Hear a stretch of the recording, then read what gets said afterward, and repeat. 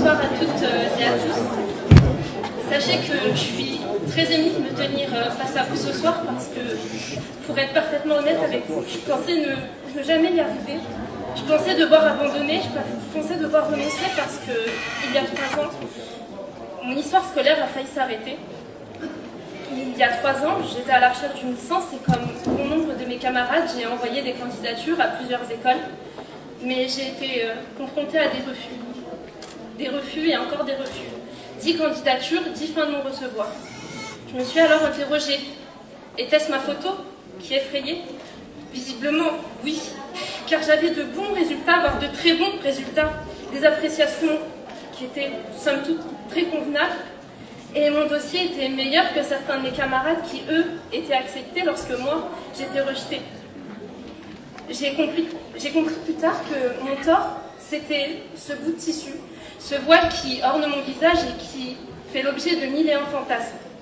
Je n'avais pas la parade des gens de la com, des fils de pub, et je faisais même honte à la profession, à tel point que le recruteur d'une célèbre agence, qui est située d'ailleurs sur la rue des Champs-Élysées, m'a un jour conseillé, alors que j'étais en entretien pour un stage, de tout arrêter. Il m'a dit qu'il fallait mieux que je me réoriente et que je songe à une reconversion professionnelle parce que, je cite, un transsexuel avait plus de chances de réussite que moi. Ce serait mentir que de dire qu'après ces multitudes de refus, je n'ai pas été affectée. Je vous avoue que j'ai eu mal, j'ai eu très mal. J'ai même songé à tout abandonner, à suivre le conseil de ce monsieur, mais je ne l'ai pas fait finalement. Et vous savez pourquoi? Eh bien tout simplement parce que l'envie de voir mon rêve se réaliser, l'envie de faire un métier qui me plaît était plus forte que tout. J'aimais l'école, j'aimais la com, j'aimais la pub et je ne voyais pas faire autre chose de ma vie.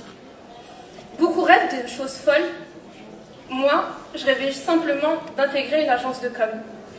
Je sais que c'est une chose très simple pour la quasi-totalité des personnes qui composent cette salle, de trouver un stage en agence, mais pour moi c'était un parcours du combattant. C'était un combat, mon combat contre les discriminations et contre les préjugés.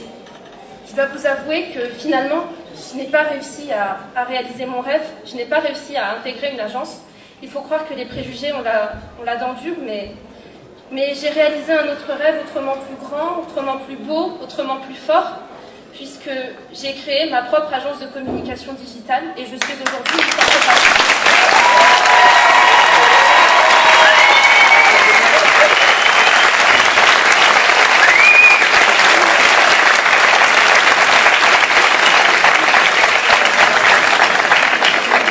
J'ai créé ma propre agence et avant même qu'elle ne se crée d'ailleurs, j'avais déjà des propositions de contrats, des contrats aussi bien nationaux qu'internationaux et il faut croire que j'ai réussi à briser cette chape de verre qui semblait surplomber ma tête.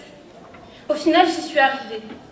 Je sais que seule, ce n'aurait pas été pareil et c'est la raison pour laquelle j'aimerais remercier plusieurs individus qui étaient sur ma route et qui ont cru en moi lorsque moi je n'y croyais plus. Tout d'abord, j'aimerais remercier l'ECS, parce que l'ECS fait partie de ces rares écoles qui m'ont fait oublier ce voile, parce que c'est une part de mon identité, mais après tout, ce n'est pas tout. Donc j'aimerais remercier cet établissement, les membres qui le composent, et en particulier M. Colleux, qui m'a accompagnée dans ma recherche de stage et qui a vraiment été présent. J'aimerais également remercier mes professeurs. Certains d'entre eux m'ont marqué plus que tout, et m'ont inculqué l'amour de la communication et pour ça, j'aimerais leur dédier un message personnel. J'aimerais également remercier mes camarades qui sont des êtres vraiment exceptionnels. Je sais que je vous dois des macarons, mais... oui, des macoutes apparemment.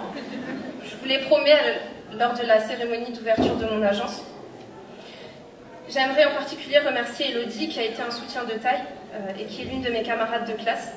J'aimerais également remercier mon patron, enfin mon ancien patron, Monsieur Djedik, qui a été mon premier client alors même que mon agence n'était pas encore créée puisque c'est lui qui m'a poussé à entreprendre et c'est lui qui m'a fait confiance alors même que personne, en tout cas beaucoup ne croyaient pas en moi.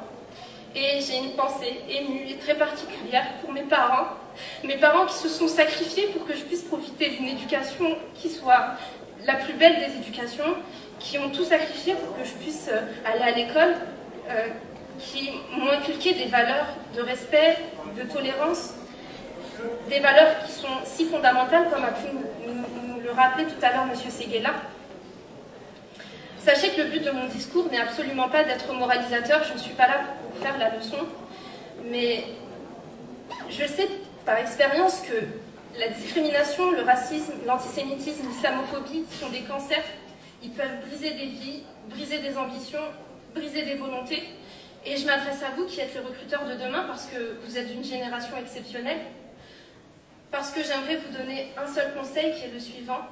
Ne laissez jamais, jamais, jamais les préjugés devancer sur vos idées.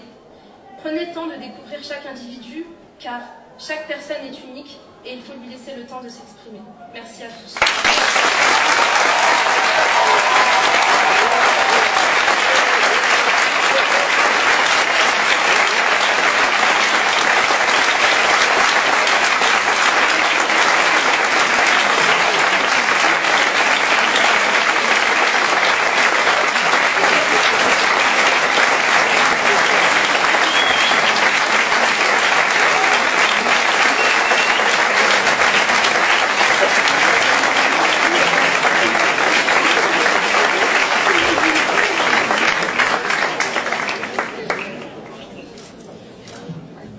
Bravo pour ton courage.